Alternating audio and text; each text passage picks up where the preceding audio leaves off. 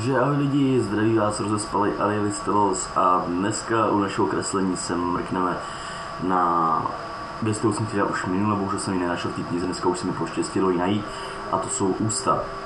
Opět používáme tu knížku, kreslíme Velká škola kreslení, nebo jak se to jmenuje, kde vlastně si vysvětlujeme, jak to vypadá, jak to funguje a jak jsem říkal, dneska se podíváme na ty ústa. Nic těžkého na to není, nemusíte se toho bát. Důležité je v podstatě naučit se pár základních tvarů, nicméně jako velice známý je amorový luk, což je vlastně vrchní red, takže ten spodní red se liší od každého člověka docela dost, že ten amorový luk se používá dost hodně u lidí, samozřejmě každý člověk ho má taky trošku jinak, nicméně ženský ho mají většinou výraznější obyvatel, aby měli ty jakoby, měli víc výraznější ty, nicméně občas se to přežene například s nějakou tou plastikou, že jo, pak ty vypadají, jak kdybyste jí tam nafoukli, jak nafukovací balonek, takže dneska skvějeme takový ty základní ty. Když si ukážeme moje klasické zepředu a jak říkám, důležitý, abyste se nejdřív vyzkoušeli vlastně ten Amorův luk, nic těžkého na tom není, takže si uvidíte takový induchy.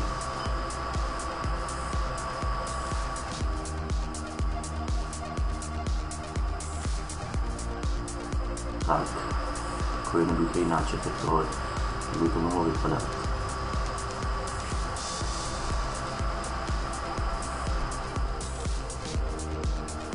Bože, není na to mít víkend.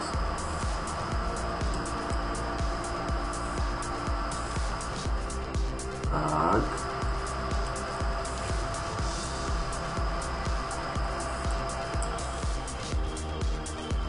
Ježiš, jsem to nechtěl. Teď dáme jenom takovou náznakovou linku, protože to se stejně bude potom dost výrazně měnit podle toho, jak to bude potřebovat. Takže toho stavím spíš jenom tak, abyste věděli, kde končí vrchní red. Teď ten spodní red. U tohle spodního rtu je dost důležitý to, abyste věděli, pokud budete kreslit portrét samozřejmě, abyste věděli, jak přesně ty slovy vypadají. V tomhle tom je docela dost velký problém, protože spousta lidí vlastně si myslí, že vrchní red nebo vrchní red je úplně stejný jako ten spodní, což není pravda. Samozřejmě může se to stát, ale nebylo to není přesně takhle, jako je ten amorový luk.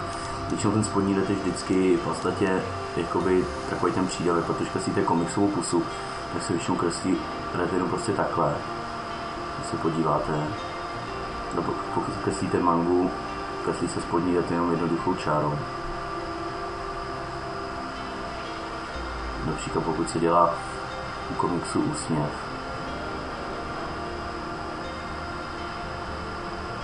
Jo, takže prostě říkám, ten spodní red se v těch komiksových kresbách dost zužuje, dává se dost jednoduše jenom jakoby náznak, protože ten red ani není tak barevně výrazný, jako spíš ten vrchní, který vlastně určuje začátek té pusy. Takže říkám, důležité je hlavně ten vrchní red. Takže my se teď ukážeme, jak to správně vybavit ty. A pak si ukážeme ještě aspoň jedný. Co je ještě důležité u těch rtů, je myslet na to, že pokud něco povedete nějakou čaru přes ty rty a tady je to dobře znázornění, nezapomeňte na to, že nahoře je prostě nos. A tadyhle se to láme, že ty rty jsou samozřejmě vystoupí. A pod spodním rtu se to taky láme. Jo? Abyste na tuhle věc mysleli, je to dost důležitá věc, protože přece jenom ty rty jakoby mají jistý prostor, zabírají jistý prostor, proto je důležité, aby ty rty vlastně do toho prostoru nějakým způsobem zapadaly. A já jsem ten spodní red udělal moc široký, takže jak se na to koukám odstupem, já se trošku stáhnu. A je důležité, aby vlastně zabírali ten prostor, jaký vy určitě chcete. Nicméně říkám, pokud se zase něco nepovede, jako třeba se to teďko nemusí povést mě, samozřejmě jako třeba posledně ta ruka, tam lidi vlastně psali, že jsou ty prsty menší než ta dlaň. A říkala to jako dětská ruka, takže já jsem kreslil svoji ruku. Takže asi mám dětský ruce, nicméně, říkám, jak jsem to zkoušel, tak jsem prostě kreslil to, co jsem před sebou viděl, neříkám, že to prostě bylo perfektní nebo něco, prostě jsem kreslil to, co mě bavilo. A to je v tom kreslení to nejdůležitější. Říkali jsme si to už milionkrát, není potřeba to, myslím, že už zopakovat, že prostě u toho kreslení hlavně důležitý se bavit. Jste tak jako ušel, co v životě budete dělat. Myslete pořád na to vlastně, že ta kresba je něco, co vám může něco nového dát, něco poskytnout. Tak.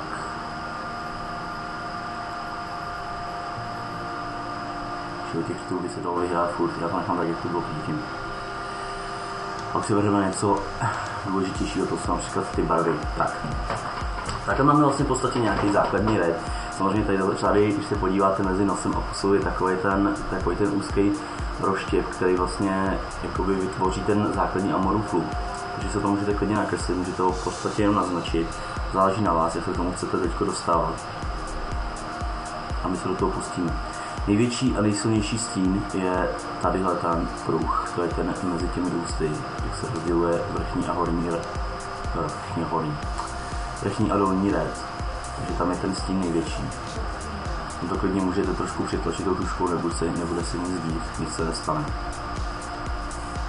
A když se chodila ten kurz pravou mozkovou hemisférou, tak jsme ty se vlastně učili dělat takovouhle čárkovací metodou, kdy vlastně od prostředka začínáte pomalu rovnou čarou a jak pokračujete do toho rohu, ty proužky se jednotlivě mění a prodlužují se až do okraje. Já vám ukážu, jak to vypadá ve výsledku. Samozřejmě musíte se s tím trošku víc vyhrát, musíte ty čárky dělat opravdu tak, jak by měly být. To znamená, že čím více do toho rohu blížíte, tím víc ty čárky budou zaoblenější. A vytváříte ten dojem toho prostoru. Lidský mozek si to prostě zpracuje jako prostor a nemusíte se bát nějak toho, že by to vypadalo nějak úplně hrozně. Jako základní tvar to úplně bohatě stačí, nemusíte to nějak extra přehánět.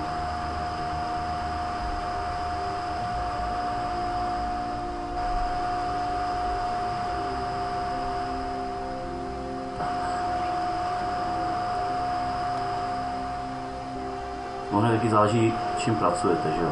Pokud používáte úhel nebo něco, přece jenom v některých malířských pomůckách je těžký dostat se v podstatě do detailů takhle, až jako, že byste mohli dělat ty čárky nebo něco podobného. Nicméně dobrá je to vlastně opravdu tuška, kdy vlastně ten úhel používáte jenom na ty výraznější části, jenom na ty chcete jakoby vytáhnout.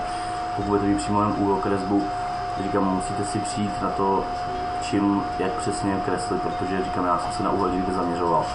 Prostě pro mě byly vždycky primární tušky.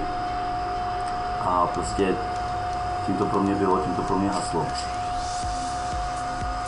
Tak. Takže nějak takhle pro mě asi vypadají ty základní ty, samozřejmě ještě tam nemáme s tím nic, ale jak říkám, tahle ta část, která je vlastně uprostřed, která odděluje ty, tak ta je většinou, vždycky hodně tmavá, protože vlastně ty, jak jsou zaoblené, tak tam vytvářejí stín. Vy tady za zády škrábete na dveře a doufám, že mu někdo otevře dveře. To nemusím chodit já. Že to úplně nesnáším, když něco dělám a někdo mi tady začne vozit. Tak. Někdo už mu otevřel, super. Takže to bylo to moje malé zlatíčko.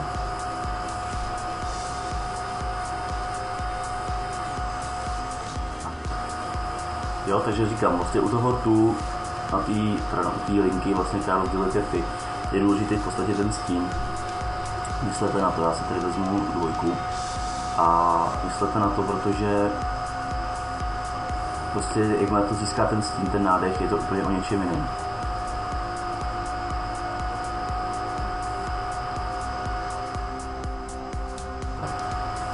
Ještě to trošku protáhnu ten stín. Koukám to, tak ta dvojka tvoří docela pěkný stín už sama o sobě.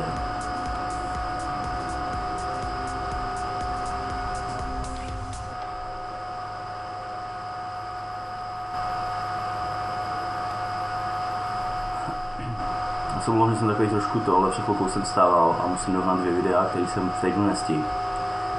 Takže jsem vlastně slíbil sám sobě, že na to nebudu prdět, ale že to budu dělat, ty videjka.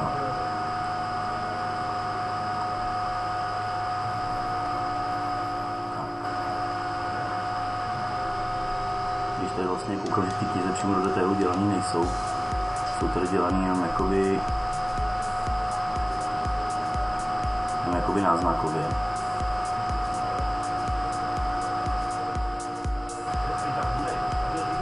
Říkám, nejhorší, co u tohohle se může vám stát, je v podstatě asi to, kdybyste u té kresby zapomněli vlastně na to, jak přesně ty rty vypadají, ale opravdu tady je důležitý akorát se pamatovat, že tam je ten Amorův luk.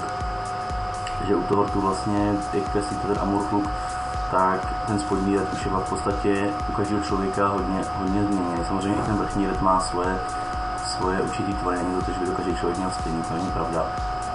Ale určitě můžete si všimnout toho, že většinou ten vrchní ret je dost často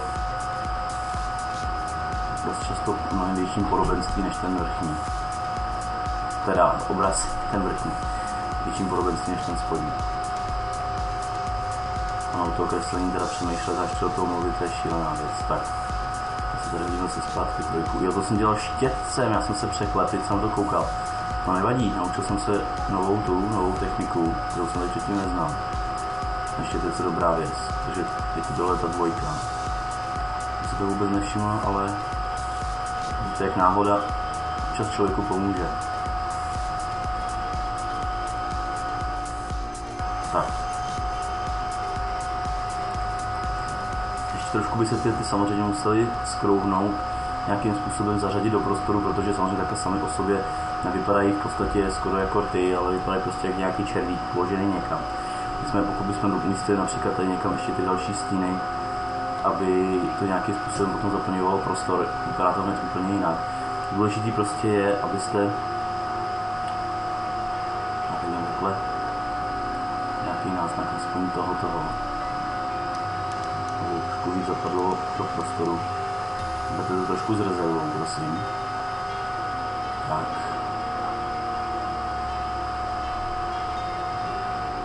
Nějak jenom, abyste věděli, že ty někam zapadají. Samozřejmě důležité je myslet na to, že ty mají taky svoje určitý stíny. Pokud budete kreslit portrét, tady opravdu hodně potřeba mít dobrý světlo, dobrý nasvícení toho, co budete kreslit, protože když tam budete mít špatné světlo, neuvidíte vlastně tyhle detaily, které jsou v podstatě na těch věcech to nejdůležitější. A pokud jde o takovouhle kresbu, pokud jde o portrét nebo něco podobného, tam jsou ty detaily opravdu hodně moc důležité. Samozřejmě říkám, takhle ty prostě založený do prostoru sami o sobě prostě nemusí vypadat jako rty. V podstatě důležité je, abyste, já si tady vezmu špatnou tušku, abyste prostě věděli, že to, co kreslíte, děláte správně. Prostě říkáte se jenom svýma smyslama, že to nakreslit prostě dokážete to, co máte před sebou a prostě zvládnete to. Nic těžkého na tom není. Říkám, důležité je akorát prostě, abyste mysleli na to, že to kreslíte, protože vás to baví. Děláte to, protože to třeba pro někoho děláte jako dárek nebo něco podobného.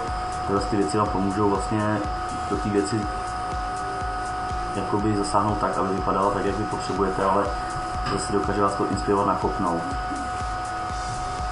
Prostě nebojte se toho. Tak, já si myslím, že ty první věci by nám takto mohly stačit. Samozřejmě takhle zasazení do prostoru samé o sobě asi nevypadají tak, jak byste si představovali. Nicméně detailnější kresbu já asi vytvořit nedokážu, maximálně bych možná dokázal ještě trošku smrsknout. Ten vrchní by mohl být trošku uší. To už záleží, ale to přesně jenom čistě na vás. Ale tady je prostě krásně vidět, že jak má trošku zvednutý koutky, tak ten úsměv okamžitě, že ty okamžitě vypadají jinak. Já si to udělám ten. Tak. Všichni to nedá spát, že to nezapadá do prostoru. Teda prostě ty ústa vypadají do toho prostoru zvláštně. Tak. Dobrý. Musím prostě ještě něco s tím udělat, aby s tím byl spokojený. Tak jo. Dobrý, takže tohle ty ústavy nám pro začátek stačily. Ještě si ukážeme, vypadají vlastně z profilu a ukážeme si u toho, jak vypadají i zuby. Tady je taky krásný obrázek na to, jak bychom to mohli nakreslit. Takže já si tady vezmu další vrstvu.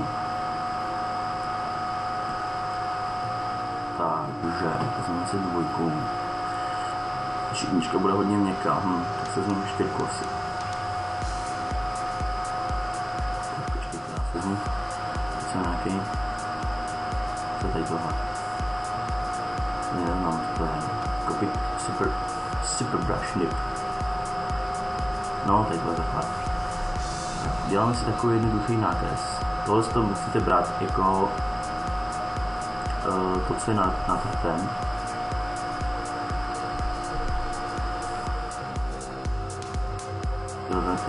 Tady ty kresby, ty portréty a podobné věci, co ta moje technika kreslení, kterou já používám.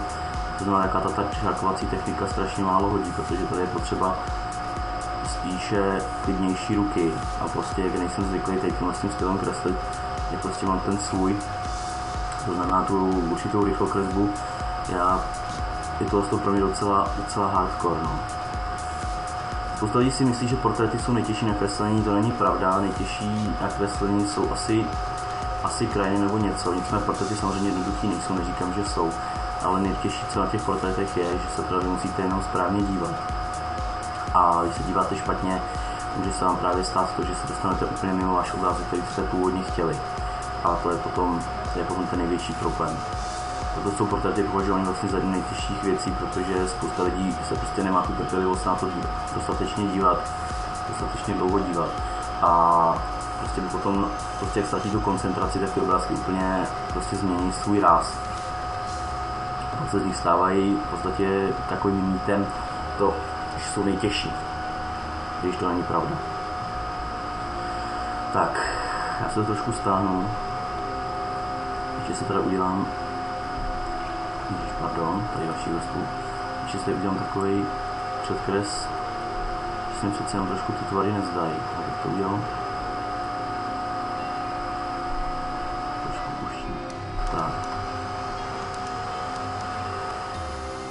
Takhle.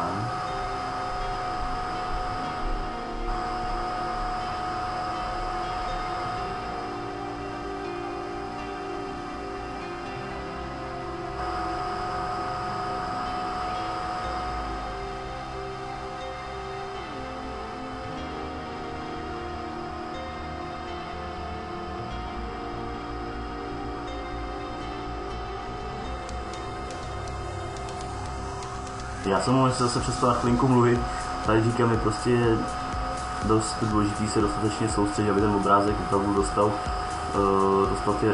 tu realističnost do sebe. A prostě když potom máte pocit, že vám něco nesedí, tak jestliže prostě to začnete brát trošku vážně ty kresby, tak najednou se úplně celý svět zastaví a prostě budete za každou cenu chtít dokončit ten obrázek tak, aby vypadal, jak byste si ho představovali. Tu věc určitě všichni znáte. Kdo vlastně kreslí, jako je třeba Ganary nebo takhle, tady jsou lidi, s kterými jsem v nějakém kontaktu. To vlastně určitě znají, že prostě jak nás k tomu sednout, tak prostě ten obrázek chtějí dokončit za každou cenu, aby prostě vypadalo tak, jak vypadat má. Proto je prostě pro ně nepředstavitelné, že by to prostě od toho odsedli a vypadalo to prostě úplně jinak najednou. Tak, já se vezmu dvojku, nebo spíš trojku a pustím se do těch tu. Se jim obtáhnu takhle ten vrchní red.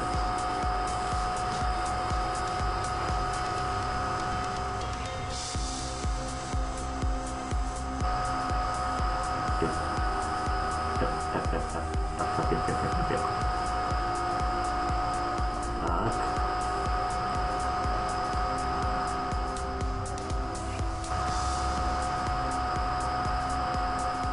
Je vlastně opět ten stín je tady u té spodní linky, protože samozřejmě si nejde žádný světlo.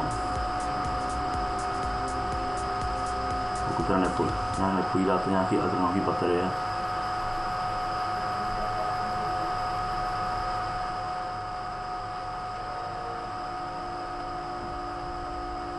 tak.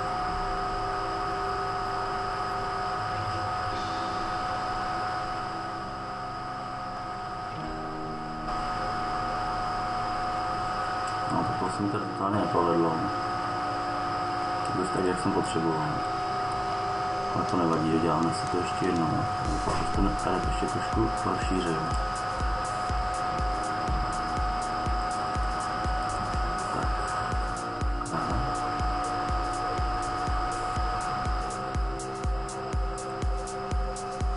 Linku hodíme to sem.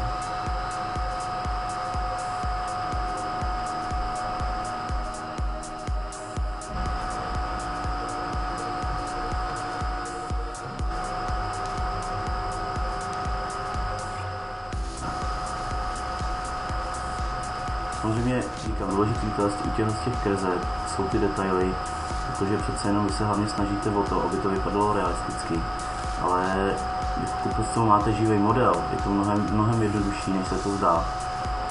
Nejhorší na tomhle tom všem je prostě najít člověka, který vám bude pozovat několik hodin. A opravdu mluvíme o tom, že by pozoval několik hodin, protože obrázek, který vlastně kreslíte, nebo kreslíte už portrét nebo něco, chcete to začít nějak ve velkým, tak prostě, když vám ten člověk jednou uteče u toho portrétu, tak už ho nikdy nenastavíte do té stejné pozice, jako byl předtím. Ono prostě se to třeba zdá, že to není pravda, ale prostě ten obrázek už bude vypadat úplně jinak. To samozřejmě neříkám, že prostě někoho donutíte, aby vám tam pozoval 4 hodiny, jo, to přece nejde, ale bylo by to ideální, kdyby ano. Záleží čistě na vás. Jestli tam někoho přesvědčíte, aby vám pozoval. Jestli se najde někdo takový, že vám tam bude s obětím stát a pozovat.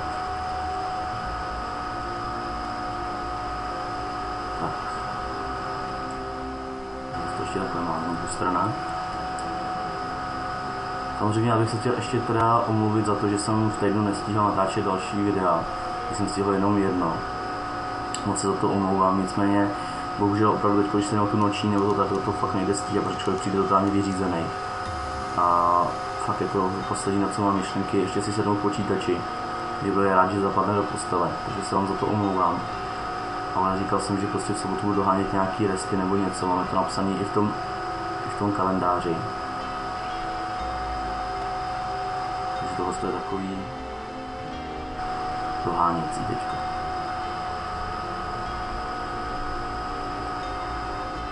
Zároveň to tady bude taky trošku stínu.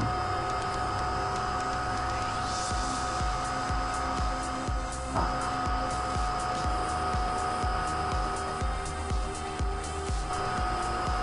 Ještě to musíte stín pod spodní hrad.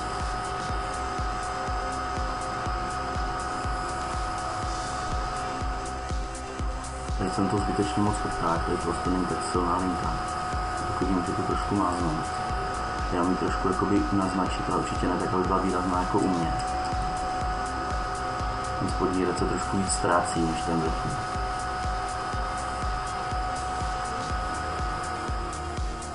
To je prostě výhoda toho, jako jak se mi třeba spousta lidí ptá, proč nekreslím na papír nebo něco podobného. Já tohle to mám radši, protože ten papír je pořád jakoby svým způsobem vlhkej.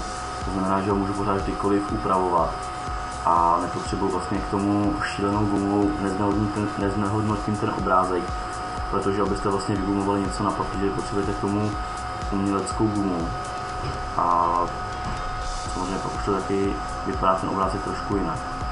Že pokud se vám povede nějaký špatný tah s tou gumou nebo něco, ten obrázek je prostě úplně totálně vníveč. A když potom to dáte do ruky někomu, kdo tomu trochu víc rozumí, automaticky vám řekne, dobrý, no, tady si to pohnojil a tak dále. Tak. Se dělám tak ještě ten stín.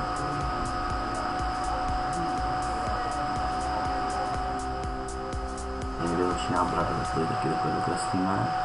Trošku to stáhneme. Ještě bych potom ve finální verzi vlastně ten obrázek trošku otočil.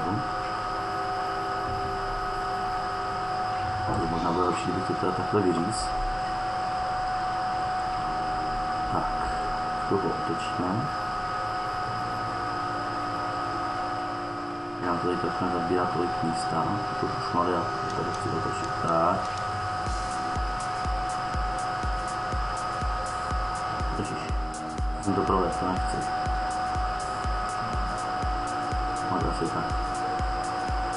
Takže prostě takhle nějak vypadají ústa z profilu, samozřejmě říkám, že zase zasazení do vlastně nějakého prostoru sami o sobě nemají takovou váhu, než jako když si nakreslíte prostě sami.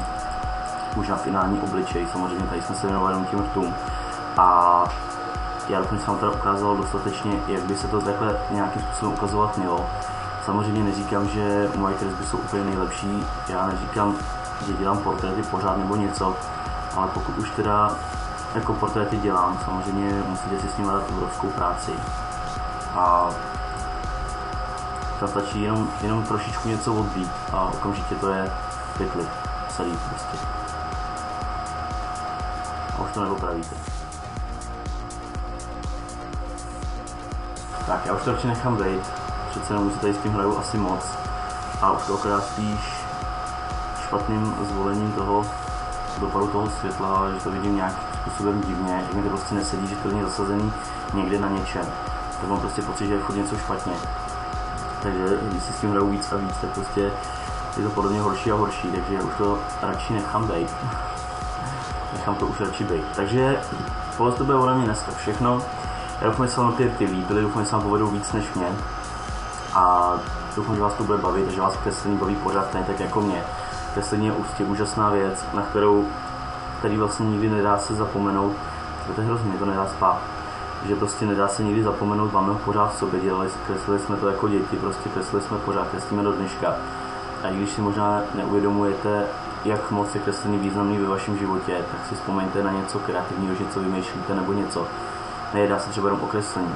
A jenom to, že člověk dokáže v hlavě vymyslet, dejme tomu nějaký mistr bojového umění, že dokáže v hlavě vymyslet prostě nějaký nový pohyb nebo něco, prostě už jen to, že si to dokáže představit, je svým způsobem významná věc pro vaši fantazii.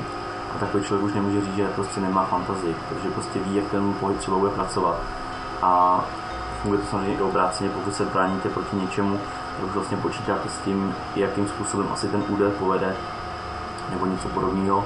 A prostě to se všechno odvíjí od toho, že máte nějakou dostatečnou fantazii, která vám tohle to umožňuje. Já si myslím, že už je to teda fakt ode mě dneska všechno, já bych do toho furt šmáral a dál, dokud bych s tím nebyl úplně maximálně spokojený. Ale já myslím, že to pro začátek jakoby stačí, abyste si dokázali představit co a jak. Pokud nám to stačí, že se vám ty líbily, kdyby nějaký dotazy nebo něco podobného, tak samozřejmě se nebojte zeptat, napsat nebo cokoliv, můžete tam vysvětlit ještě z nějakého jiného pohledu, z nějakého jiného úhlu. Ta knížka samozřejmě nabízí spoustu věcí, já vám to vysvětluju ne takhle knižně, vysvětluju vám to z vlastního pohledu, to znamená, jaký mám pocit, když to kreslím nebo něco podobného. To znamená, že pokud chcete opravdu třeba tu knížku koupit nebo něco, samozřejmě ta knížka se možná koupit ještě dá, vůbec nevím, jestli se dá někde sehnat, nebo se sehnat nedá. To vám slíbit nedokážu, protože nevím, jestli ještě pořád je někde. Ale pokud to samozřejmě budete chtít někde sehnat, není problém, abych vám tu název té knížky napsal. A můžete se po ní podívat. Takže to bude všechno ode mě, lidičky. Ještě poslední, kde jsem si vzpomněl na ty rty. Když budete kreslit zuby, nikdy zuby nekreslete. Vždycky se kreslí jenom okolí těch zubů. Jo? Prostě jdeme tomu, kdybych měl takhle nějakou tu komisou kusuk, nekreslit líp než tady se zase znovu dělat těma rtama. Tak nikdy nekreslíte ten zub takhle.